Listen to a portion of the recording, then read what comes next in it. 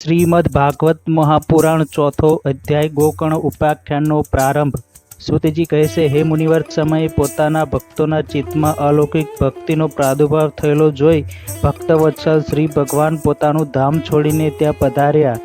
તેમના ગળામાં વનમાળા શોભતી હતી। તેમનું શ્રી અંગ સહજ મેઘશ્યામ વર્ણનું હતું। એના પર મનોહર પીતાંબર સુશોભિત હતું। એમનો કટી પ્રદેશ કંદોરાની ઘૂંઘરીઓથી સજાયેલો હતો। માથા પર મુગટની ચમક અને કાનોમાં કુંડળોની ઝળક જોયા જ કરીએ એવા હતા। ત્રિભંગ લલિત ભાવથી ઊભેલા તેઓ ચિત્ત ચોરી લેતા હતા। વક્ષસ્થળ પર કૌસ્તુભમણિ ઝળકી રહ્યો હતો। સઘળું શ્રીઅંગ હરિચંદનથી લેપાયેલું હતું। તે રૂપની શોભાનું શું કહેવું? એણે તો જાણે કરોડો કામદેવોનું રૂપ ધાર્યું છીનવી લીધું હતું। તે પરમાનંદ ચિંતન મૂર્તિ મધુરાતિ મધુર મુરલીધર એવી અનુપમ છબીઓથી પોતાની ભક્તોના નિર્મળ ચિત્તોમાં આવિર્ભૂત થયા। ત્યાં ભગવાનના નિત્ય નિવાસી લીલાપરીખ ઉદ્ધવજી વગેરે ગુપ્ત રૂપે તે કથા સાંભળવા આવ્યા હતા। પ્રભુ પ્રગટ થતાં જ ચારેકોર જય જયનો ધ્વનિ થવા લાગ્યો। તે સમયે ભક્તિરસની અદ્ભુત પુષ્ટિ થઈ। વારંવાર અબીલ ગુલાલ અને પુષ્પોની વૃષ્ટિ થતી રહી અને શંખધ્વનિ થવા લાગ્યો।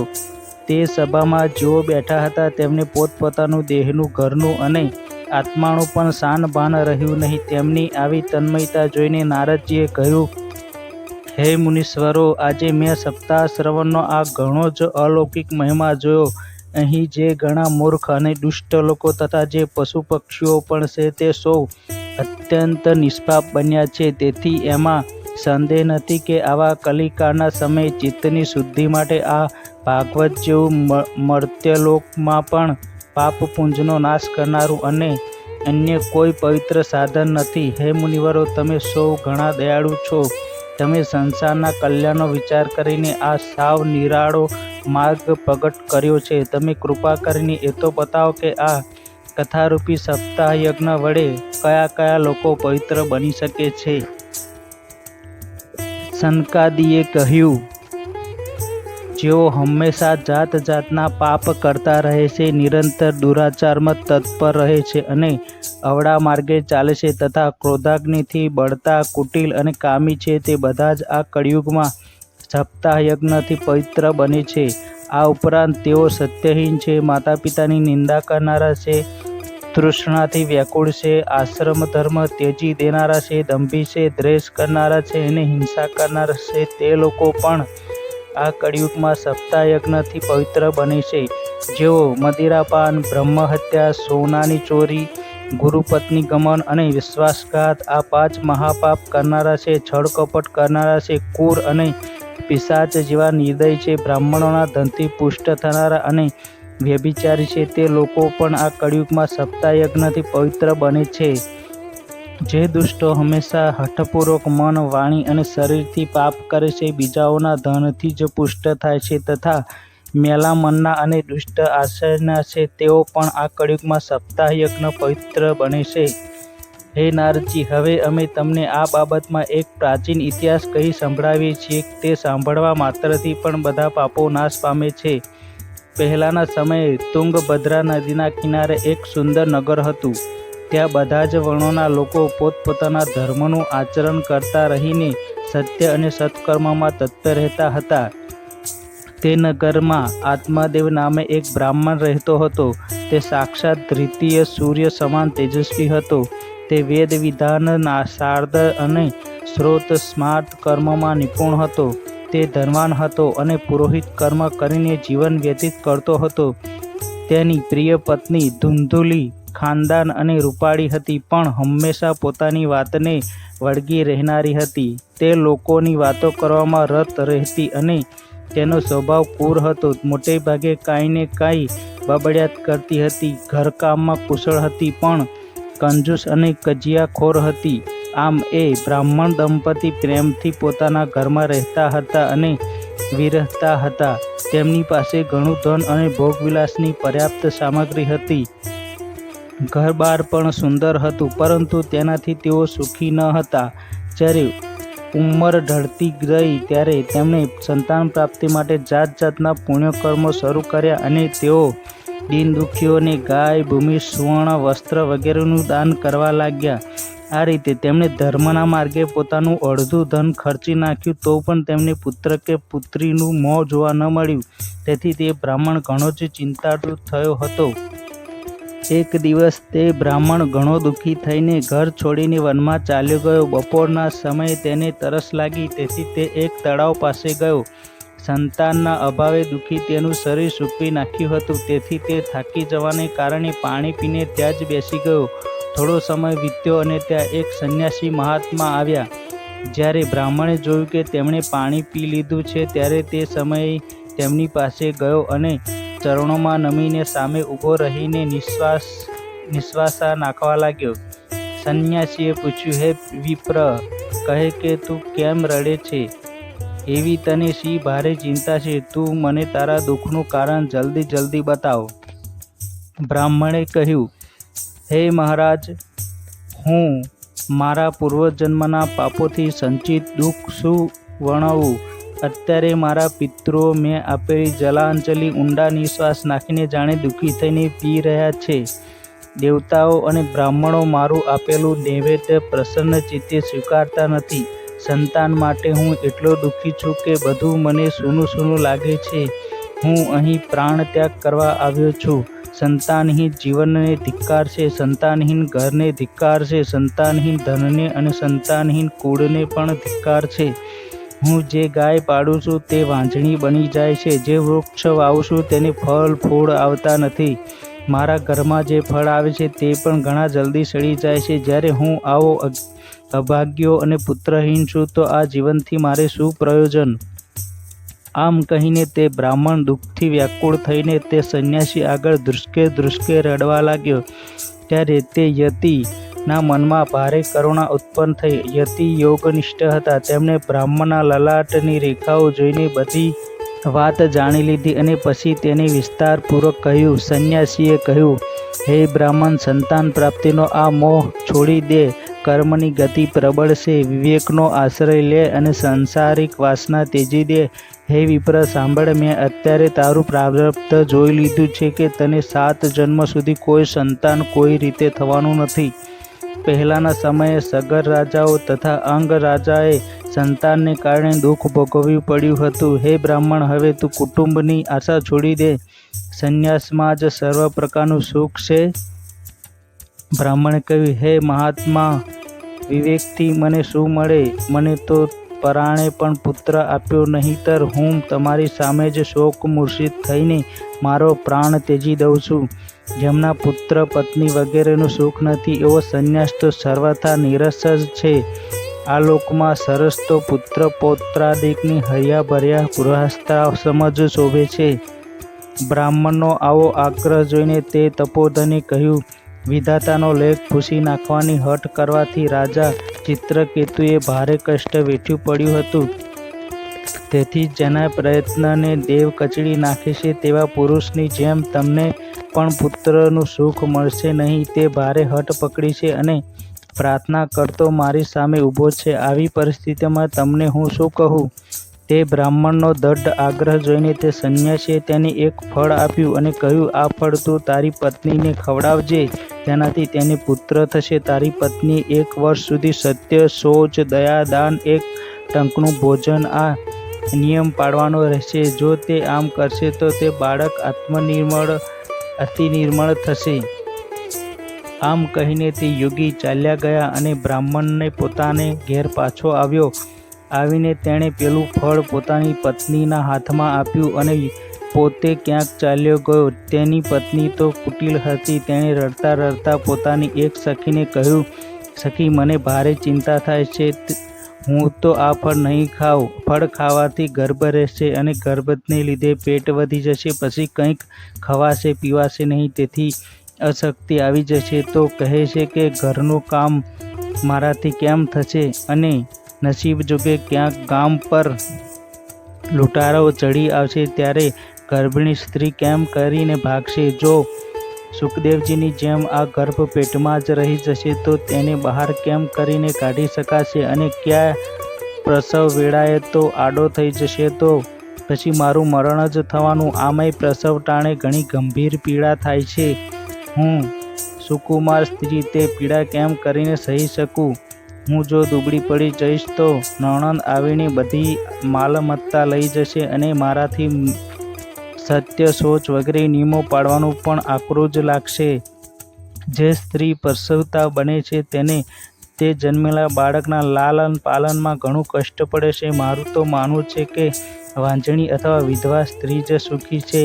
મનમાં આવા જાત જાતના કુતર્ક થતાં તેણે તે ફળ ખાધું નહીં. જ્યારે તે ફળ ખાધું એમ તેના પતિએ પૂછ્યું ત્યારે તેમણે કહી દીધું કે હા, ખાઈ લીધું.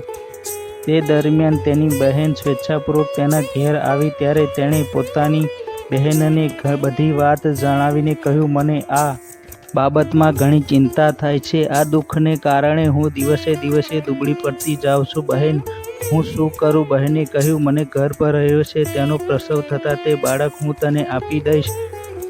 ત્યાં સુધી તું સગર્ભા હોય તેમ ચૂપચાપ ઘરમાં રહે. તું મારા પતિને થોડું ધન આપીશ તો તેઓ તને બાળક આપી દેશે.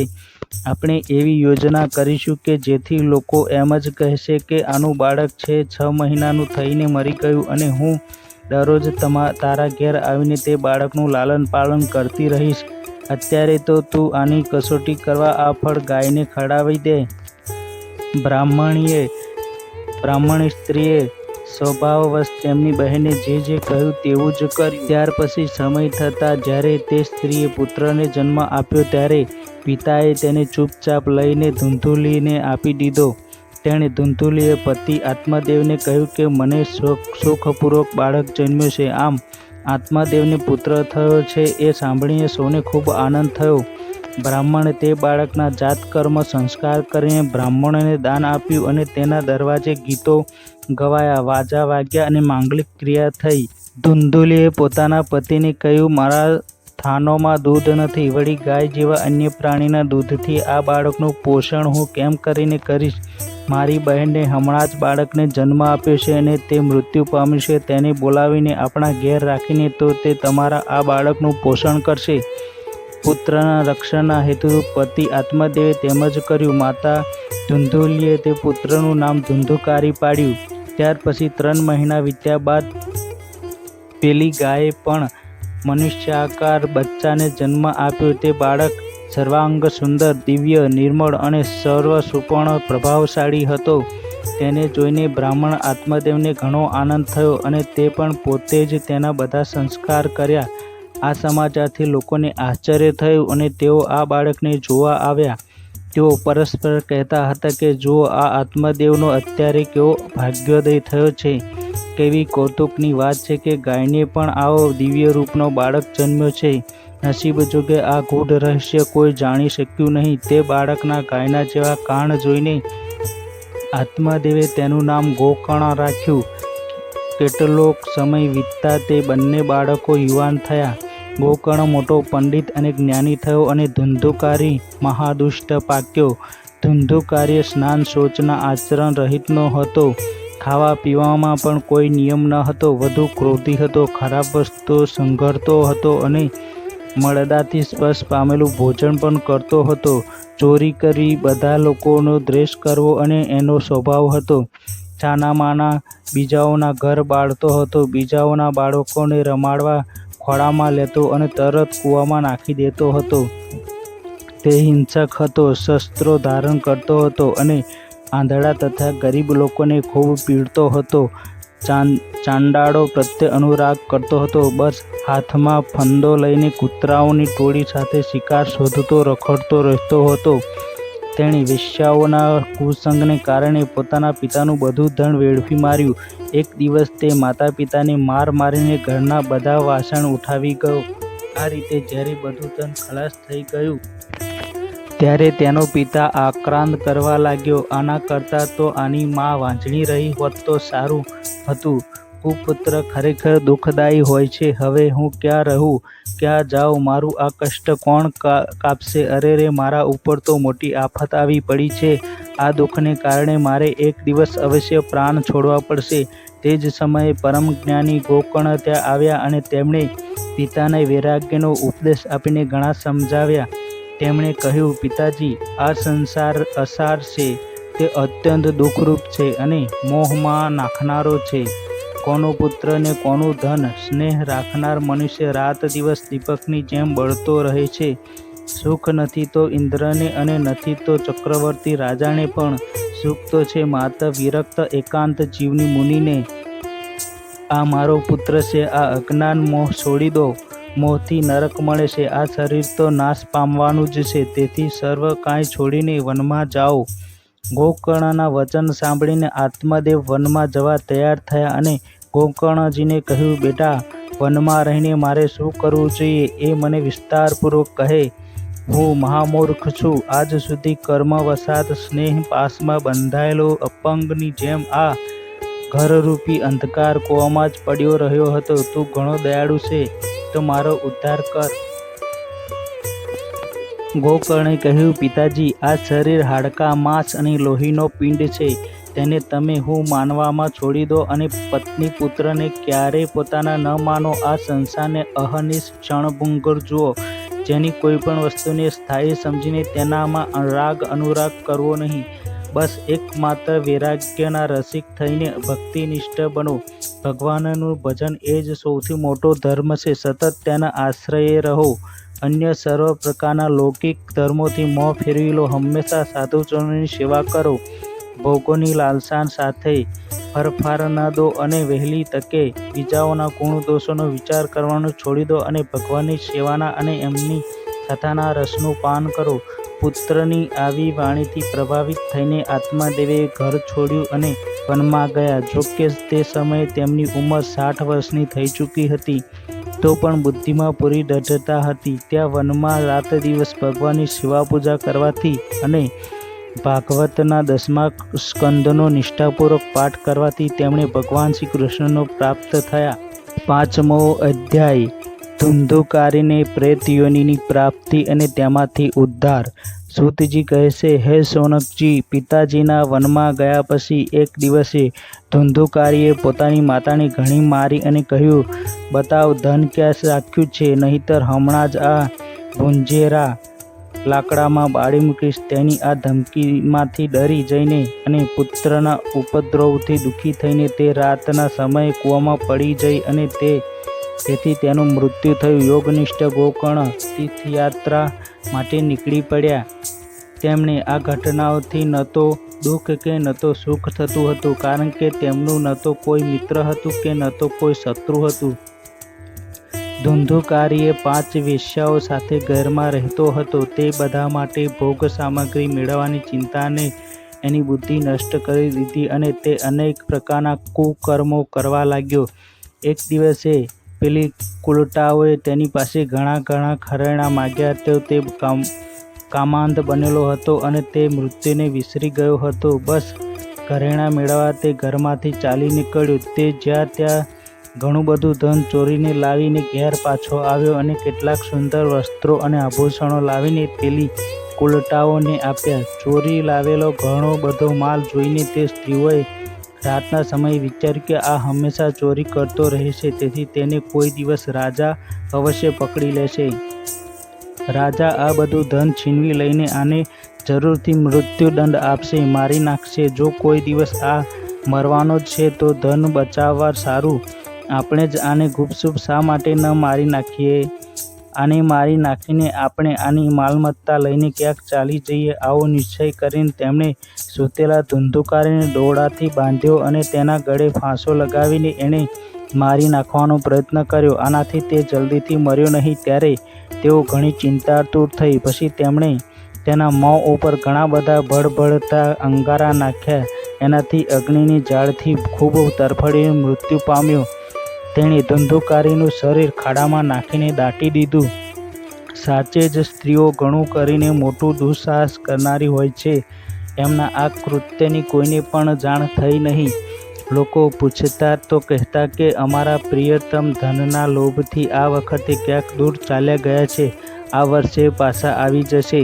બુદ્ધિમાન પુરુષે દુષ્ટ સ્ત્રીઓનો ક્યારેય વિશ્વાસ કરવો નહીં જોઈએ. જે મૂર્ખ તેમનો વિશ્વાસ કરે છે તેણે દુઃખી થવું પડે છે. એમની વાણી તો કામીજનોના હૃદયમાં અમૃતની જેમ રસનો સંચાર કરે છે, પણ તેમનું હૃદય છરાની ધાર જેવું તીક્ષ્ણ હોય છે. ભલા આ સ્ત્રીઓને કોણ વહાલું છે? તે કુલટાઓ ધંધુકારીની સઘળી સંપત્તિ સમેટીને ત્યાંથી ભાગી છૂટી. એમને તો કોણ જાણે કેટલા પતિ હતા. ધંધુકારી પોતાના કુકર્મોને કારણે ભયંકર પ્રેત થયો. તે વંટોળિયા રૂપે હંમેશા દસે દિશાઓમાં ભટકતો હતો અને ટાઢ તડકાથી સંતપ્ત તે ભૂખ તરસથી વ્યાકુળ થવાને કારણે હા દેવ એમ રાડો પાડતો હતો, પણ તેને ક્યાંય પણ કોઈ આશ્રય મળ્યો નહીં. થોડો સમય વીત્યા પછી ગોકર્ણ પણ લોકોના મુખેથી ધુંધુકારીના મૃત્યુના સમાચાર સાંભળ્યા. તેથી તેમણે તેને અનાથ સમજીને ગયાજીમાં તેનું શ્રાદ્ધ કર્યું. બીજે પણ જ્યાં જ્યાં તેઓ જતા ત્યાં અવશ્ય તેનું શ્રાદ્ધ કરતા હતા. આ રીતે વિચરણ કરતાં કરતાં ગોકર્ણજી પોતાના નગરમાં આવ્યા ને રાતના સમયે બીજાઓની નજરથી બચીને સીધા જ પોતાના ઘરના આંગણામાં સૂવા માટે પહોંચ્યા. ત્યાં અડધી રાતે ધુંધુકારીએ પોતાના ભાઈને સૂતેલો જોઈને પોતાનું વિકરાળ રૂપ બતાવ્યું. તે ક્યારેક વરુનું, ક્યારેક હાથીનું, ક્યારેક પાડાનું, તો ક્યારેક ઇન્દ્રનું અને ક્યારેક અગ્નિનું રૂપ ધારણ કરતો રહ્યો. તે અંતે તે સમયે મનુષ્યના આકારમાં પ્રગટ થયો. આ વિપરીત અવસ્થાઓ જોઈને ગોકર્ણે નિશ્ચય કર્યો કે આ દુર્ગતિ પામેલો કોઈ જીવ છે. ત્યારે તેમણે તેને ધૈર્યપૂર્વક પૂછ્યું. ગોકર્ણે કહ્યું, તું તે રાત્રિના સમયે આવું ભયાનક રૂપ શા માટે બતાવી રહ્યો છે? તારી આ દશા કેમ થઈ? અમને બતાવ તો ખરો. તું પ્રેત છે, પિશાચ છે કે પછી કોઈ રાક્ષસ છે? સૂતજી કહે છે. ગોકર્ણના આમ પૂછવાથી તે વારંવાર જોર જોરથી રોવા લાગ્યો. તેનામાં બોલવાની શક્તિ ન હતી, તેથી તેણે માત્ર ઈશારો જ કર્યો. ત્યારે ગોકર્ણે અંજલિના જળ લઈને તેને અભિમંત્રિત કરીને તેના પર છાંટ્યું. એનાથી તેના પાપોનું થોડું શમન થયું અને તે આ રીતે કહેવા લાગ્યો. પ્રેત બોલ્યો, હું તમારો ભાઈ છું. મારું નામ ધંધુકારી છે. મેં પોતાના જ દોષોથી પોતાનું બ્રાહ્મણત્વ નષ્ટ કરી દીધું. મારા કુકર્મો ગણી શકાય તેમ નથી. હું તો મહા અજ્ઞાનમાં જ વર્તતો રહ્યો. મેં લોકોની ભારે હિંસા કરી. અંતે કુલટા સ્ત્રીઓએ મને તડપડાવીને મારી નાખ્યો. તેથી હવે હું પ્રેત યોનિમાં પડીને આ દુર્દશા ભોગવી રહ્યો છું. અત્યારે નસીબ જોગે કર્મફળનો ઉદય થવાથી હું માત્ર વાયુનું ભક્ષણ કરીને જીવી રહ્યો છું. ભાઈ, તમે મારા ઉપર દયા કરો. હવે કોઈ રીતે મને આ યોનિમાંથી જલ્દીથી છોડાવો. ગોકર્ણ ધંધુકારીની બધી વાતો સાંભળી અને પછી તેને કહ્યું. ગોકર્ણે કહ્યું, ભાઈ, મને આ વાતનું મોટું આશ્ચર્ય છે. મેં તારા માટે ગયાજીમાં વિધિપૂર્વક પિંડદાન કર્યું છે, તો પણ તું પ્રેત યોનિમાં કેમ મુક્ત ન થયો? ગયાજીમાં કરેલા શ્રાદ્ધથી પણ જો તારી મુક્તિ ન થઈ તો આનો અન્ય કોઈ ઉપાય નથી. સારું, તું બધી વાત વિસ્તારપૂર્વક કહે. મારે શું કરવું જોઈએ? પ્રેતે કહ્યું, સેંકડો ગયા શ્રાદ્ધ કરવાથી પણ મારી મુક્તિ થઈ શકે એમ નથી. હવે તો તમે આનો કોઈ બીજો ઉપાય વિચારો. પ્રેતની આ વાત સાંભળીને ગોકર્ણને મોટું આશ્ચર્ય થયું. તેણે કહ્યું, જો સેંકડો ગયાજી શ્રાદ્ધ કર્યા પછી પણ તારી મુક્તિ થઈ શકે એમ નથી, ત્યારે તો તારી મુક્તિ અસંભવ જ છે. વારું, હાલ તો તું નિર્ભય થઈને પોતાના સ્થાને રહે. હું વિચારીને તારી મુક્તિ માટે કોઈ બીજો ઉપાય કરીશ. ગોકર્ણનો આદેશ મેળવીને ધુંધુકારી ત્યાંથી પોતાના સ્થાને ગયો અને ગોકર્ણના રાત પર વિચાર કર્યો, તો પણ તેમને કોઈ ઉપાય સૂઝ્યો નહીં. સવારે તેમને આવેલા જોઈને લોકો પ્રેમથી તેમને મળવા આવ્યા. ત્યારે ગોકર્ણે રાત્રે જે કંઈ રીતે બન્યું હતું તે બધું તેમને કહી સંભળાવ્યું. તે લોકોમાં જેઓ વિદ્વાન, યોગનિષ્ઠ, જ્ઞાની અને વેદોના જાણનાર હતા, તેમણે પણ અનેક શાસ્ત્રો ઉથલા પાથલાવી જોયા, તો પણ ધંધુકારીના મુક્તિનો કોઈ ઉપાય મળ્યો નહીં. ત્યારે સૂર્યે એવો નિશ્ચય કર્યો કે આ જ બાબતમાં સૂર્યનારાયણ જે આજ્ઞા કરે તેમ કરવું જોઈએ. તેથી ગોકર્ણે પોતાના તપોબળથી સૂર્યની ગતિને થંભાવી દીધી અને તેમણે સ્તુતિ કરી, હે ભગવાન, આપ સઘળા સંસારના સાક્ષી છો. હું આપને નમસ્કાર કરું છું. કૃપા કરીને આપ મને ધંધુકારીની મુક્તિનું સાધન બતાવો. ગોકર્ણની આ પ્રાર્થના સાંભળીને સૂર્યદેવે દૂરથી જ સ્પષ્ટ શબ્દોમાં કહ્યું, શ્રીમદ ભાગવતથી મુક્તિ થઈ શકે છે, તેથી તમે તેનું સપ્તાહ પારાયણ કરો. સૂર્યનું આ ધર્મમય વચન સાંભળી ત્યાં સૌએ સાંભળ્યું ત્યારે બધાએ એમ જ કહ્યું કે પ્રયત્નપૂર્વક આ જ કરો. અને આ સાધન છે પણ સઘળું સરળ. તેથી ગોકર્ણજી પણ તે અનુસાર નિશ્ચય કરીને કથા સાંભળવા માટે તૈયાર થયા. દેશ અને ગામડાઓમાંથી અનેક લોકો કથા સાંભળવા આવ્યા. એટલું જ નહીં, ઘણા બધા લૂલા, લંગડા, આંધળા, વૃદ્ધો અને મંદબુદ્ધિના મનુષ્યો પણ પોતપોતાના નિવારણના ઉદ્દેશ્યથી ત્યાં આવી પહોંચ્યા. આ રીતે તે એટલી ભીડ થઈ ગઈ કે તે જોઈને દેવતાઓએ પણ આશ્ચર્ય થયું. ત્યારે ગોકર્ણજી વ્યાસગાદી પર બિરાજીને કથા કહેવા લાગ્યા. ત્યારે પેલો પ્રેત પણ ત્યાં આવ્યો અને બેસવા માટે અહીં તહીં જગ્યા શોધવા લાગ્યો. એ દરમિયાન તેની નજર ઊભેલા રાખેલા 7 ગાંઠોવાળા એક વાંસ પર પડી. તેની નીચેના છિદ્રમાં પ્રવેશીને તે કથા સાંભળવા બેઠો. વાયુરૂપ હોવાને કારણે તે બહાર ક્યાં બેસી શકે એમ ન હતું, તેથી વાંસમાં પ્રવેશ કર્યો. ગોકર્ણજીએ એક વૈષ્ણવ બ્રાહ્મણને મુખ્ય શ્રોતા બનાવ્યો અને પહેલા સ્કંદથી જ સ્પષ્ટ સ્વરે કથા સાંભળવાનું શરૂ કર્યું. સંધ્યાકાળે જ્યારે કથાને વિરામ આપવાનો સમય આવ્યો ત્યારે એક ઘણી વિચિત્ર ઘટના બની. ત્યાં સભાજનો દેખતા જ પેલા વાંસની એક ગાંઠ તડ તડ શબ્દ કરતા ફાટી. આ જ રીતે બીજે દિવસે સાયંકાળે બીજી ગાંઠ ફાડી અને ત્રીજે દિવસે તે જ સમયે ત્રીજી ગાંઠ ફાટી. આ પ્રમાણે 7 દિવસોમાં 7 ગાંઠો ફાટીને ધુંધુકારી 12 સ્કંદ સાંભળવાથી પવિત્ર થયો અને પ્રેત યોનિમાંથી મુક્ત થયો તથા દિવ્ય રૂપ ધારણ કરીને સૌ સમક્ષ પ્રગટ થયો. તેનું મેઘ જેવું શ્યામ શરીર હતું, પીતાંબર અને તુલસી માળાઓથી સુશોભિત હતું તથા મસ્તક પર મનોહર મૃગટ અને કાનમાં સુંદર કુંડળ ઝગમગી રહ્યા હતા. તેણે તરત જ પોતાના ભાઈ ગોકર્ણે પ્રણામ કરીને કહ્યું, ભાઈ, અમે કૃપા કરીને મને પ્રેત યોનિની યાતનાઓથી મુક્ત કર્યો છે. પ્રેત પીડાનો નાશ કરનારી આ શ્રીમદ ભાગવત કથા ધન્ય છે અને શ્રી કૃષ્ણના ધામની પ્રાપ્તિ કરાવનારું એનું સપ્તાહ પારાયણ પણ ધન્ય છે.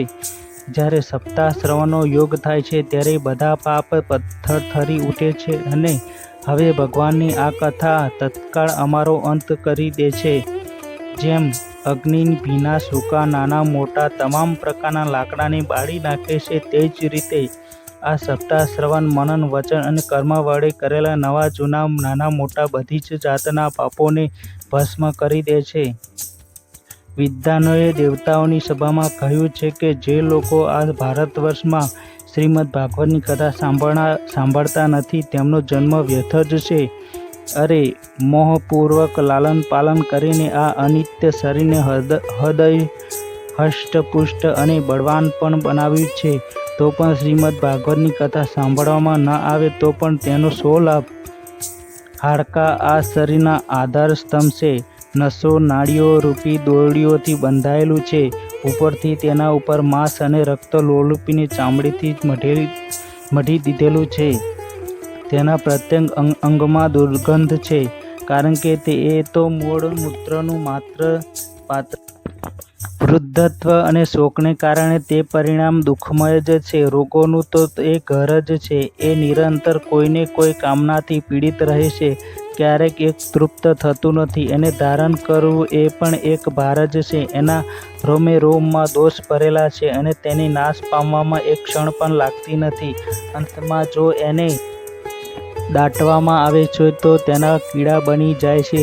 કોઈ પશુ ખાય છે તો તે વિષ્ટ બની જાય છે અને એને અગ્નિમાં બાળવામાં આવે છે તો રાખની ઢગલી થઈ જાય છે. તેની આ 3 જ ગતિઓ બતાવવામાં આવી છે. આવા અવસ્થાયી શરીર થકી અવિનાશી ફળ આપનારું કામ મનુષ્ય કેમ નથી બતાવી લેતો? જે અન્ન સવારે રાંધવામાં આવે છે તે સાંજે સુધીમાં બગડી જાય છે, તો પછી તેના રસથી પુષ્ટ બનેલા શરીરનું નિત્યપણું પણ કેવું? આ લોકમાં સપ્તાહ શ્રવણ કરવાથી ભગવાનની તત્કાળ પ્રાપ્તિ થઈ શકે છે. તેથી તમામ પ્રકારના દોષોના નિવારણ માટે એકમાત્ર આ જ સાધન છે. જે લોકો ભાગવતની કથાથી વંચિત છે તેઓ તો પાણીમાં પરપોટા અને જીવોમાં મચ્છરોની જેમ માત્ર મરવા માટે જ જન્મે છે. ભલા જેના પ્રભાવથી જળ અને સુકાયેલા વાંસની ગાંઠો ફાટી શકે છે, તે ભાગવત કથાનું શ્રવણ કરવાથી ચિત્તની ગાંઠો ખુલી જાય છે. એમાં શી મોટી વાત છે?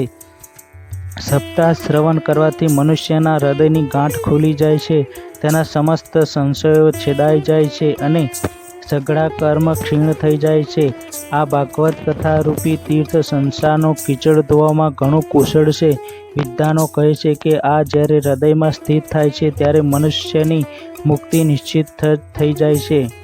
જે સમયે ધુંધુકાર્ય આ બધી વાતો કહી રહ્યો હતો તેના માટે વૈકુંઠવાસી પાર્ષદો સહિત એક વિમાન ઉતર્યું, જેમાંથી બધી જ બાજુ વર્તુળાકાર પ્રકાશ ફેલાતો હતો.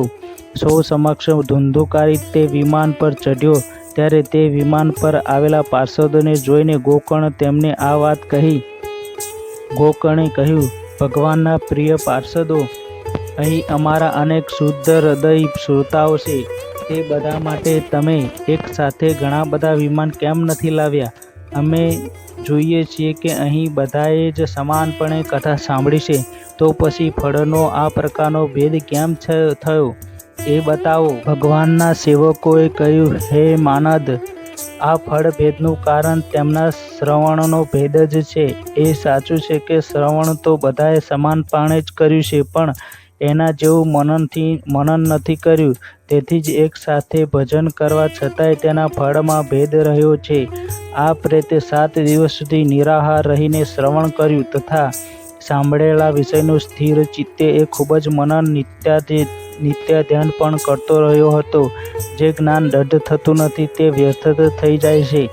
આ રીતે ધ્યાન નહીં આપવાથી, શ્રવણનું સંદેહ કરવાથી, મંત્રનું અને ચિત્તના નહીં અહીં તહીં ભટકતા રહેવાથી જપનું પણ કોઈ ફળ મળતું નથી. વૈષ્ણવહીન દેશ, અપાત્રને કરાવેલું શ્રાદ્ધ ભોજન, અશ્રોચિત આપેલું દાન અને આચારહીન કુળ, આ બધાનો નાશ થઈ જાય છે.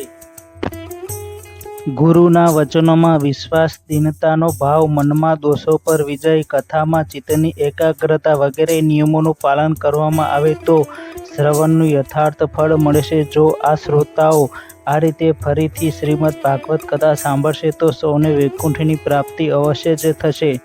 અને હે ગોકર્ણજી, તમને તો ભગવાન સ્વયં આવીને ગોલોક ધામમાં લઈ જશે. આમ કહીને તે બધા પાર્ષદો હરિકીર્તન કરતા કરતા વૈકુંઠ લોકમાં ગયા.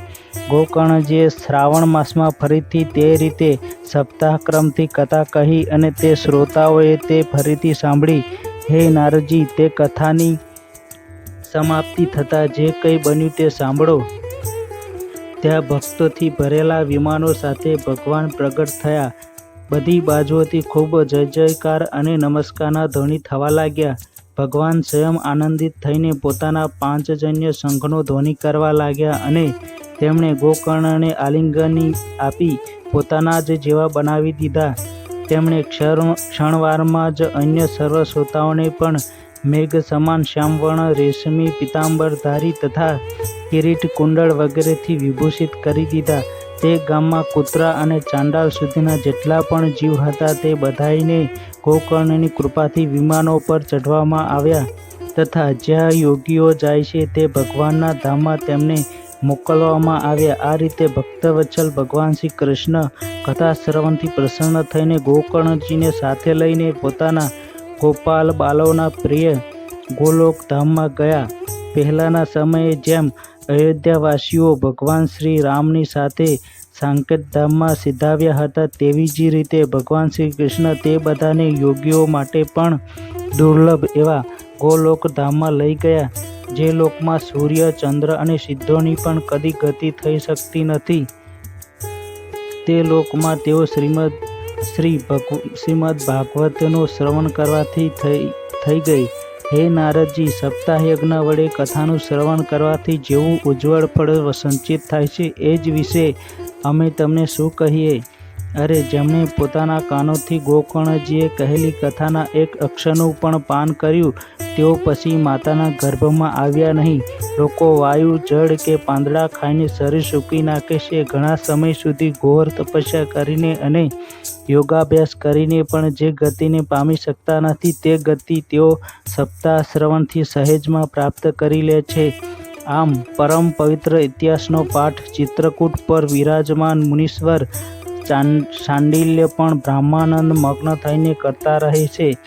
આ કથા ઘણી જ પવિત્ર છે. એક વારના શ્રવણથી જ તે સમસ્ત પાપ રાશિને ભસ્મ કરી દે છે. જો શ્રાદ્ધના સમયે એનો પાઠ કરવામાં આવે તો એનાથી પિતૃઓને અત્યંત તૃપ્તિ થાય છે અને એનો નિત્ય પાઠ કરવાથી મોક્ષની પ્રાપ્તિ થાય છે. ભાગવત મહાત્મ્ય છઠ્ઠો અધ્યાય સપ્તાહ યજ્ઞની વિધિ. શ્રી સનકાદિ કહે છે, હે નારદજી, હવે અમે તમને સપ્તાહ શ્રવણની વિધિ બતાવીએ છીએ. આ વિધિ ઘણી કરીને લોકોની સહાયથી અને ધનથી સાધ્ય છે એમ કહેવાય છે.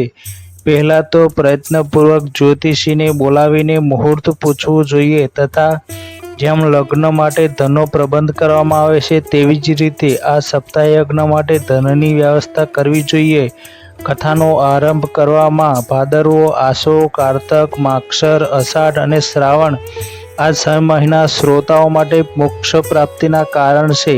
હે દેવર્ષિ, આ મહિનામાં પણ ભદ્રા, વ્યતિપાત વગેરે કુયોગોનો સર્વથા ત્યાગ કરવો જોઈએ તથા બીજા જે લોકો ઉત્સાહી હોય તેમને પોતાના સહાયક બનાવવા જોઈએ. પછી પ્રયત્નપૂર્વક દેશાંતરોમાં એ સંદેશ મોકલવો જોઈએ કે અહીં કથા થશે તો બધા લોકોએ પરિવાર સહિત પધારવાનું છે. સ્ત્રીઓ અને શૂદ્રો વગેરે ભગવત કથા અને સંકીર્તનથી છેટા પડી ગયા છે તેમને પણ સૂચના મળી જાય એવી વ્યવસ્થા કરવી જોઈએ. દેશ વિદેશમાં જે વિરક્ત વૈષ્ણવ અને હરિકીર્તન પ્રેમીઓ હોય તેમને નિમંત્રણ પત્ર અવશ્ય મોકલવો. તેને લખવાની વિધિ આ પ્રમાણે બતાવવામાં આવી છે. મહાનુભાવો, અહીં 7 દિવસ સુધી સપ્તપુરુષોનો અત્યંત દુર્લભ સમાગમ થશે અને અપૂર્વ સરસમય શ્રીમદ ભાગવતની કથા થશે. આપ ભગવદ રસના રસિક છો, તેથી શ્રી ભાગવત કથા અમૃતનું પાન કરવા માટે પ્રેમપૂર્વક જલ્દીથી પધારવાની કૃપા કરશો. આપણે જો વિશેષ અવકાશ ન હોય તો પણ એક દિવસ માટે તો અવશ્ય પધારવાની કૃપા કરવી, કારણ કે અહીંની તો એક ક્ષણ પણ અત્યંત દુર્લભ છે.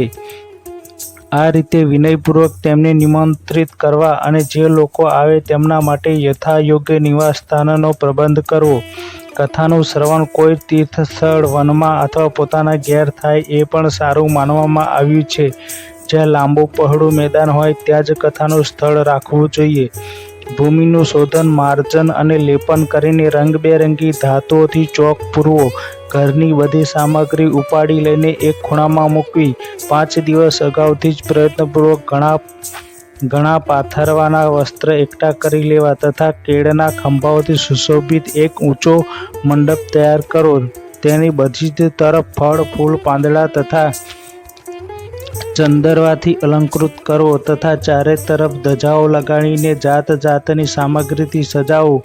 તે મંડપમાં થોડી ઊંચાઈ પર 7 વિશાળ લોકોની કલ્પના કરવી અને તેમાં વિરક્ત બ્રાહ્મણોને બોલાવીને બેસાડવા. આગળના ભાગે તેમના માટે ત્યાં યથાયોગ્ય આસન તૈયાર કરી રાખવા. એમની પાછળ વક્તા માટે પણ એક દિવ્ય સિંહાસનની વ્યવસ્થા કરવી. જો વક્તાનું મુખ ઉત્તર તરફ રહે તો શ્રોતાએ પૂર્વાભિમુખ થઈને બેસવું અને જો વક્તા પૂર્વાભિમુખ રહે તો શ્રોતાએ ઉત્તર તરફ મુખ કરીને બેસવું જોઈએ, અથવા વક્તા અને શ્રોતાઓએ પૂર્વાભિમુખ થઈને બેસવું જોઈએ.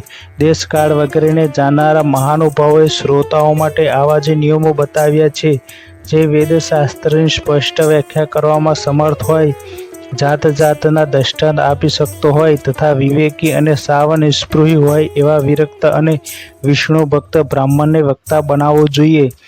શ્રીમદ ભાગવતના પ્રવચનમાં એવા લોકોને નિયુક્ત નહીં કરવા જોઈએ કે જેઓ પંડિત હોવા છતાં પણ અનેક ધર્મોના ચક્કરમાં પડ્યા હોય, સ્ત્રી લંપટ તથા પાખંડના પ્રચારક હોય. વક્તાની પાસે જ તેની મદદ માટે બીજો એક એવો જ વિદ્વાન બેસાડવો જોઈએ અને તે પણ બધા પ્રકારની શંકાઓનું નિરાકરણ કરવામાં સમર્થ અને લોકોને સમજાવવામાં કુશળ હોવો જોઈએ. કથાનો આરંભ થાય તેના એક દિવસ પહેલાં વ્રત ગ્રહણ કરવા માટે વક્તાએ ક્ષૌર કર્મ કરાવી લેવું જોઈએ તથા અરુણોદય ટાણે શૌચ વગેરે પરવારીને સારી રીતે સ્નાન કરવું જોઈએ અને પોતાના સંધ્યા પૂજા વગેરે નિત્ય કર્મોમાં ટૂંકામાં સમાપ્ત કરીને કથાના વિઘ્નોના નિરાકરણ માટે ગણેશજીનું પૂજન અવશ્ય કરવું જોઈએ.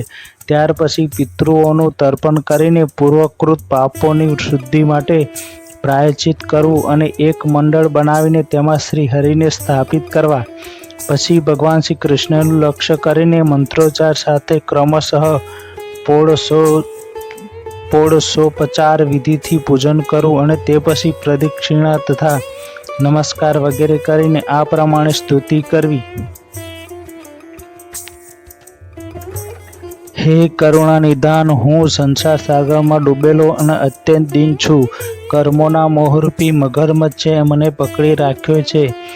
આપ આ સંસારમાંથી મારો ઉદ્ધાર કરો. તે પછી ધૂપ દીપ વગેરે સામગ્રીઓથી શ્રીમદ ભાગવત ગ્રંથની પણ ખૂબ ઉત્સાહ અને પ્રેમપૂર્વક વિધિ વિધાન અનુસાર પૂજા કરવી. પછી ગ્રંથની આગળ નારિયેળ મૂકીને નમસ્કાર કરવા અને પ્રસન્ન ચિત્તે આ પ્રમાણે પ્રાર્થના કરવી. શ્રીમદ ભાગવતના રૂપમાં આપ સાક્ષાત શ્રી કૃષ્ણચંદ્ર જ બિરાજમાન છો. હે નાથ, મેં ભવસાગરમાંથી છુટકારો મેળવવા આપનું શરણ લીધું છે. આપ મારો આ મનોરથ કોઈ વિઘ્ન બાધા વગર સાંગોપાંગ પૂર્ણ કરો. હે કેશવ, હું આપનો દાસ છું. આ પ્રમાણે દીન વચનો કહ્યા પછી વક્તાનું પૂજન કરવું, તેને સુંદર વસ્ત્રાભૂષણોથી વિભૂષિત કરવો અને પછી પૂજા કર્યા બાદ તેની આ પ્રમાણે સ્તુતિ કરવી. હે સુખ સ્વરૂપ ભગવાન, આપ સમજાવવાની કળામાં કુશળ અને સર્વશાસ્ત્રોમાં પારંગત છો. કૃપા કરીને આ કથાને પ્રકાશિત કરીને મારું અજ્ઞાન દૂર કરો. પછી પોતાના કલ્યાણ માટે પ્રસન્નતાપૂર્વક તેમની સમક્ષ નિયમ ગ્રહણ કરો અને 7 દિવસ સુધી તેનું યથાશક્તિ પાલન કરવું. કથામાં વિઘ્ન ન થાય એ માટે વધુ 5 બ્રાહ્મણોનું વરણ કરવું. તેમણે દ્રાદક્ષાક્ષરી મંત્ર વડે ભગવાનના નામોનો જપ કરવો.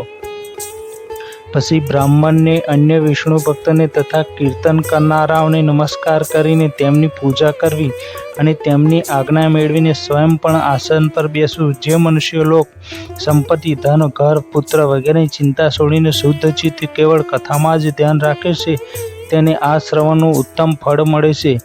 બુદ્ધિમાન વક્તાએ કથા સૂર્યોદયથી આરંભ કરીને 3:30 પહોર સુધી મધ્યમ સ્વરે સારી રીતે વાંચવી જોઈએ. બપોરના સમયે 2 ઘડી સુધી કથા બંધ રાખવી. તે સમયે કથા પ્રસંગ અનુસાર વૈષ્ણવોએ ભગવાનના ગુણોનું કીર્તન કરવું જોઈએ. વ્યર્થ વાતો નહીં કરવી જોઈએ. કથાના સમયે મળમૂત્રને વશગત કરવા માટે અલ્પાહાર સુખાકાર બને છે. તેથી શ્રોતાએ કેવળ એક જ ટંક હવિષ્યાન્નનું ભોજન કરવું. જો શક્તિ હોય તો 7 દિવસ ઉપવાસ કરીને અથવા માત્ર ઘી કે દૂધ પીને સુખેથી શ્રવણ કરવું અથવા ફળાહાર કરવો કે એક ટંક જ જમવું. જેનાથી જેવો નિયમ સુવિધાથી સાધાય તે કથા શ્રવણ માટે સાધારણ કરવો. હું તો ઉપવાસ કરવા કરતાં ભોજન કરવું એ સારું એમ સમજું છું. જો તે ભોજન કથા શ્રવણમાં સહાયક હોય, જો ઉપવાસ કરવાથી શ્રવણમાં અડચણ થાય તો તે શા કામનો? હે નારદજી, નિયમપૂર્વક સપ્તાહ સાંભળનાર પુરુષો માટેના નિયમો સાંભળો. વિષ્ણુ ભક્ત તરીકે દીક્ષાથી સહિરહિત પુરુષ કથા શ્રવણનો અધિકાર નથી. જે પુરુષ નિયમપૂર્વક કથા સાંભળે તેણે બ્રહ્મચર્યપૂર્વક રહેવું જોઈએ, જમીન પર સૂવું જોઈએ અને દરરોજ કથા પૂરી થયા પછી પતરાળીમાં ભોજન કરવું જોઈએ. દાળ, મધ, તેલ, ભારે ખોરાક, ભાવદૂષિત પદાર્થ અને વાસી ખોરાક આનો એણે સદાય ત્યાગ કરવો જોઈએ. કામ, ક્રોધ, મદ, માન, મચ્છર, લોભ, દંભ, મોહ અને દ્વેષને તો પોતાની પાસે ફરવા પણ નહીં દેવા જોઈએ. તેણે વેદ, વૈષ્ણવ, બ્રાહ્મણ, ગુરુ, ગોસેવક તથા સ્ત્રી, રાજા અને મહાપુરુષોની નિંદાથી પણ બચવું જોઈએ. નિયમપૂર્વક તથા સાંભળનાર પુરુષે રજસ્વલા સ્ત્રી, અત્યંત મ્લેચ્છ, પતિત, ગાયત્રીહીન બ્રાહ્મણનો દ્વેષ કરનાર અને વેદને નહીં માનનાર સાથે વાત નહીં કરવી જોઈએ. હંમેશા સત્ય, શૌચ, દયા, મૌન, સરળતા, વિનય અને ઉદારતા યુક્ત વર્તન કરવું જોઈએ. ધનહીન, ક્ષયરોગી, કોઈ અન્ય રોગથી પીડિત, ભાગ્યહીન, પાપી, પુત્રહીન અને મુમુક્ષુએ પણ આ કથા સાંભળવી. જે સ્ત્રીનું રજોદર્શન અટકી ગયું હોય, જેને એક જ સંતાન પછી અન્ય સંતાન થયું ન હોય, જે વંધ્યત્વ હોય, જેને સંતાન થઈને મરી જતું હોય અથવા જેનો ગર્ભ પડી જતો હોય, તેણે પ્રયત્નપૂર્વક આ કથા સાંભળવી જોઈએ. આ બધા જો વિધિવત કથા સાંભળે તો તેમને અક્ષય ફળની પ્રાપ્તિ થઈ શકે છે. આ અતિ ઉત્તમ દિવ્ય કથા કરોડો યજ્ઞોનું ફળ આપનારી છે. આ પ્રમાણે આ વ્રત માટેની વિધિઓનું પાલન કર્યા પછી ઉદ્યાપન વ્રતાદિનું સમાપન કરવું. જેમને આ કથાના વિશેષ ફળની ઈચ્છા હોય તેમણે જન્માષ્ટમી વ્રતની જેમ જ આ કથા વ્રતનું ઉદ્યાપન કરવું. પરંતુ જેઓ ભગવાનના અકિંચન ભક્તો છે તેમના માટે ઉદ્યાપનનો કોઈ આગ્રહ નથી. તેઓ શ્રવણથી જ પવિત્ર છે, કારણ કે તેઓ તો નિષ્કામ ભગવદ ભક્તો છે. આ રીતે જ્યારે સપ્તાહયજ્ઞ સમાપ્ત થાય ત્યારે શ્રોતાએ અત્યંત ભક્તિભાવથી ગ્રંથનું અને વક્તાનું પૂજન કરવું જોઈએ. એ પછી વક્તાએ શ્રોતાઓને પ્રસાદ, તુલસી અને પ્રસાદી માળાઓ આપવી તથા બધા લોકોએ મૃદંગ અને ઝાંઝ પખાજના મનોહર ધ્વનિ સાથે કીર્તન કરવું. વક્તાએ જય જયકાર, નમસ્કાર અને શંખધ્વનિનો ઘોષ કરવો તથા બ્રાહ્મણો અને યાચકોને ધન અને અન્ન આપવું. શ્રોતા વિરક્ત હોય તો તેણે કર્મની શાંતિ માટે બીજે દિવસે ગીતાપાઠ કરો. ગૃહસ્થ હોય તો હવન કરવું. તે હવનમાં 10મા સ્કંદનો એક શ્લોક બોલીને ખીર, મધ, ઘી, તેલ, અન્ન વગેરે સામગ્રીઓથી વિધિપૂર્વક આહુતિ આપવી અથવા એકાગ્ર ચિત્તે ગાયત્રી મંત્ર વડે હવન કરવો. કારણ કે તાત્વિક રીતે આ મહાપુરાણ ગાયત્રી સ્વરૂપ જ છે.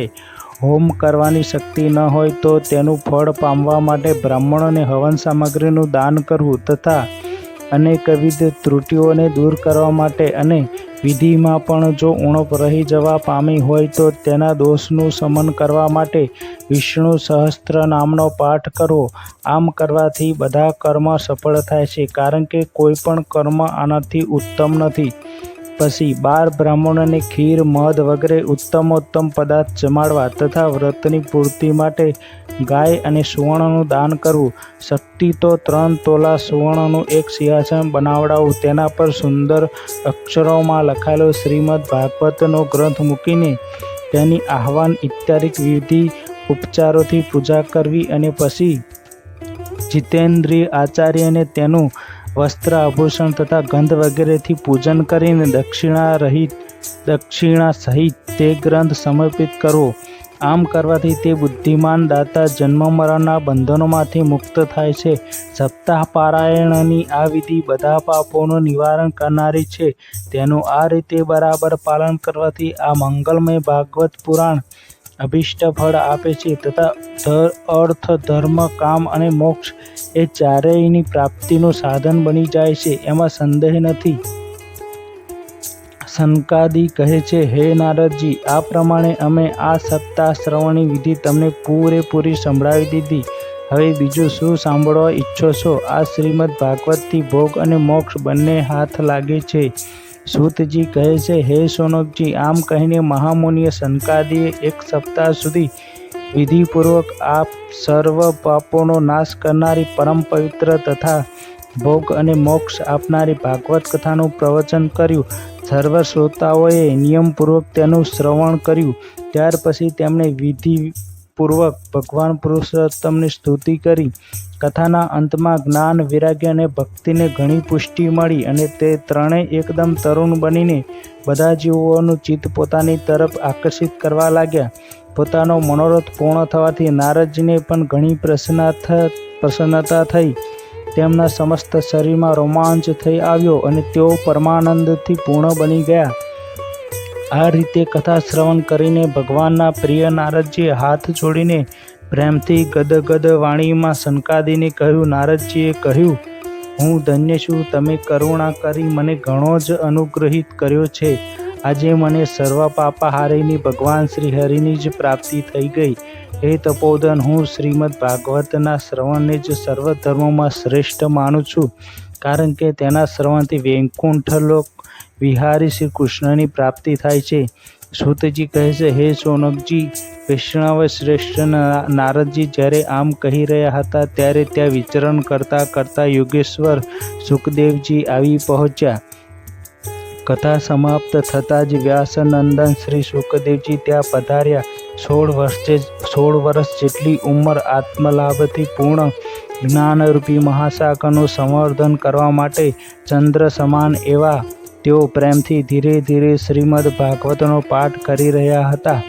પરમ તેજસ્વી સુખદેવજીને જોઈને તમામ સભાજનો ઝટપટ ઊભા થયા અને તેમને એક ઊંચા આસન પર બેસાડ્યા. પછી દેવર્ષિ નારદે તેમનું પ્રેમપૂર્વક પૂજન કર્યું. તેમણે સુખેથી બેસીને કહ્યું, તમે મારી નિર્મળ વાણી સાંભળો. શ્રી સુખદેવજી બોલ્યા, હે રસિક અને ભાવિકજનો, આ શ્રીમદ ભાગવત વેદરૂપી કલ્પવૃક્ષનું પરિપક્વ ફળ છે. શ્રી સુખદેવજીના મુખનો સંયોગ થવાથી અમૃત રસથી પરિપૂર્ણ છે. આ રસ જ રસ છે, એમાં નથી તો શ્રોતૃ કે નથી તો ગોટલી. આ જ લોકમાં સુલભ છે. જ્યાં સુધી શરીરમાં ચેતના રહે ત્યાં સુધી તમે વારંવાર આનું પાન કરો. મહામુનિ વ્યાસદેવ વડે નિર્મિત આ શ્રીમદ ભાગવત મહાપુરાણમાં મોક્ષ પર્યંત ફળની કામનાથી રહિત પરમ ધર્મનું નિરૂપણ થયું છે. આમાં શુદ્ધ અંતઃકરણવાળા સત્પુરુષોએ જાણવા યોગ્ય એવી વાસ્તવિક વસ્તુ પરમાત્માનું નિરૂપણ થયું છે કે જે વસ્તુ ત્રિવિધ તપોનો જડમૂળથી નાશ કરનારી અને પરમ કલ્યાણ આપનારી છે. ત્યારે અન્ય કોઈ સાધનનું કે શાસ્ત્રનું શું પ્રયોજન? જે સમયે પુણ્યાત્મા પુરુષો આના શ્રવણની ઈચ્છા કરે છે તે જ સમયે ઈશ્વર વિના વિલંબે તેમના હૃદયમાં આવીને બેસી જાય છે. આ ભાગવત પુરાણોનું તિલક અને વૈષ્ણવોનું ધન છે. આમાં પરમહંસોને પ્રાપ્ય વિશુદ્ધ જ્ઞાનનું જ વર્ણન કરવામાં આવ્યું છે તથા જ્ઞાન, વૈરાગ્ય અને ભક્તિ સહિત નિવૃત્તિ માર્ગને પ્રકાશિત કરવામાં આવ્યું છે. જે મનુષ્ય ભક્તિપૂર્વક આના શ્રવણ, પઠન અને મનનમાં તત્પર રહે છે તે મુક્ત થઈ જાય છે. આ રસ સ્વર્ગલોક, સત્યલોક, કૈલાસ અને વૈકુંઠમાં પણ નથી. તેથી હે ભાગ્યવાન શ્રોતાઓ, તમે આનું ખૂબ જ પાન કરો અને આને કદી ન છોડો. સૂતજી કહે છે, શ્રી સુખદેવજી જ્યારે આમ કહી રહ્યા હતા ત્યારે જ તે સભાની વચ્ચોવચ પ્રહલાદ, બલિ, ઉદ્ધવ, અર્જુન વગેરે પાર્ષદો સહિત સાક્ષાત શ્રી હરિ પ્રગટ થયા. અને ત્યારે દેવર્ષિ નારદે ભગવાનની અને તેમના ભક્તોની યથાયોગ્ય પૂજા કરી. ભગવાનને પ્રસન્ન જોઈને દેવર્ષિએ તેમને એક વિશાળ સિંહાસન પર બેસાડ્યા અને સૌ તેમની સામે સંકીર્તન કરવા લાગ્યા. તે કીર્તન જોવા માટે શ્રી પાર્વતીજી સહિત મહાદેવજી અને બ્રહ્માજી પણ આવ્યા. કીર્તન આરંભાયું. પ્રહલાદજી પોતે ચંચલ ગીતના હોવાને કારણે કરતાલ વગાડવા લાગ્યા. ઉદ્ધવજીએ ઝાંઝ ઉઠાવી. દેવર્ષિ નારદ વીણા ધ્વનિ કરવા લાગ્યા. સ્વર વિજ્ઞાનમાં કુશળ હોવાને કારણે અર્જુન રાગ આલપવા લાગ્યા. ઇન્દ્રે મૃગદંડ વગાડવાનું શરૂ કર્યું. સનકાદિક વચ્ચે જયઘોષ કરતા રહ્યા અને આ બધાની આગળ સુખદેવજી જાતની અંગભંગી કરીને ભાવ બતાવવા લાગ્યા. આ બધાની વચ્ચે પરમ તેજસ્વી ભક્તિ, જ્ઞાન અને વૈરાગ્ય નટોની જેમ નાચવા લાગ્યા. આવું અલૌકિક કીર્તન જોઈને ભગવાન પ્રસન્ન થયા અને આમ કહેવા લાગ્યા, હું તમારી આ કથાની અને કીર્તનથી ઘણો પ્રસન્ન છું. તમારા ભક્તિભાવે અત્યારે મને પોતાને વશ કરી લીધો છે. તેથી તમે મારી પાછળથી વરદાન માગો. ભગવાનના આ વચન સાંભળીને બધા લોકો ઘણા પ્રસન્ન થયા અને પ્રેમ ભીના ચિત્તથી ભગવાનને કહેવા લાગ્યા, હે ભગવાન, અમારી એવી અભિલાષા છે કે ભવિષ્યમાં પણ જ્યાં ક્યાંક સપ્તાહ કથા થાય ત્યાં આપ પાર્ષદો સહિત અવશ્ય પધારવું. અમારો આ મનોરથ પૂર્ણ કરી દો. ભગવાન તથાસ્તુ કહીને અંતર્ધાન થઈ ગયા. ત્યાર પછી નારદજીએ ભગવાન તથા તેમના પાર્ષદોના ચરણોને લક્ષ્ય કરીને પ્રણામ કર્યા અને પછી સુખદેવજી વગેરે તપસ્વીઓને પણ નમસ્કાર કર્યા. કથામૃતનું પાન કરવાથી સૌને ઘણો જ આનંદ થયો. તેમનો તમામ મોહ નષ્ટ થઈ ગયો. પછી તે સૌ લોકો પોતપોતાના સ્થાને ગયા. તે સમયે સુખદેવજીએ ભક્તિનું તેમના પુત્રો જ્ઞાન વૈરાગ્ય સહિત પોતાના શાસ્ત્રમાં સ્થાપન કર્યું. તેથી જ ભાગવતનું સેવન કરવાથી શ્રીહરિ વૈષ્ણવોના હૃદયમાં આવી બિરાજે છે. લોકો દરિદ્રતાના દુઃખના જરની જળથી દાઝી રહ્યા છે, જેમને માયા પિશાચરણીએ રગદોળી નાખ્યા છે તથા જેઓ સંસાર સાગરમાં ડૂબી રહ્યા છે તેમનું કલ્યાણ કરવા માટે શ્રીમદ ભાગવત કથા સિંહનાદ કરી રહી છે. શૌનકજીએ પૂછ્યું, હે સૂતજી, સુખદેવજીએ રાજા પરીક્ષિતને, ગોકર્ણ ધંધુકારીને અને સનકાદિએ નારદજીને કયા સમયે આ ગ્રંથ કથા સંભળાવી હતી. મારો આ સંશય દૂર કરો. સૂતજીએ કહ્યું, ભગવાન શ્રી કૃષ્ણે સ્વધામ ગમન કર્યું એ પછી કળિયુગના 30થી કેટલાક વધુ વર્ષો વીત્યા ત્યારે ભાદરવા માસના શુક્લ પક્ષની 9મીએ સુખદેવજીએ કથા શરૂ કરી હતી. રાજા પરીક્ષિતે તે કથા સાંભળી. એ પછી કળિયુગના 200 વર્ષ વીત્યા ત્યારે અષાઢ માસના શુક્લ પક્ષની 9મીએ ગોકર્ણજીએ આ કથા સંભળાવી હતી. આના પછી કળિયુગના 30 વર્ષ વીતી ગયા ત્યારે કારતક માસના શુક્લ પક્ષની 9મીએ સનકાદિએ કથા શરૂ કરી હતી. હે નિષ્પાપ સોનકજી, તમે જે કંઈ પૂછ્યું તેનો ઉત્તર મેં તમને આપ્યો. આ કળિયુગમાં ભાગવતની કથા ભવરોગનું રામબાણ ઔષધ છે. હે સંતજનો, તમે સૌ આ કથામૃતનું આદરપૂર્વક પાન કરો. આ શ્રી કૃષ્ણને અત્યંત પ્રિય, સમસ્ત પાપોનો નાશ કરનારી, મુક્તિનું એકમાત્ર કારણ અને ભક્તિને વધારનાર છે. આ લોકમાં અન્ય કલ્યાણકારી સાધનોનો વિચાર કરવાથી અને તીર્થોનું સેવન કરવાથી શું થશે? પોતાના દૂતને હાથમાં પાસ લઈને ઊભેલો જોઈને યમરાજ તેના કાનમાં કહેશે, મારી વાત સાવધાન થઈ સાંભળો. જેઓ ભગવાનની કથાઓમાં મત્ત બની રહ્યા હોય તેમનાથી દૂર રહેવું. હું બીજાઓને દંડ આપવાની શક્તિ ધરાવું છું, વૈષ્ણવોને દંડ આપવાની નહીં.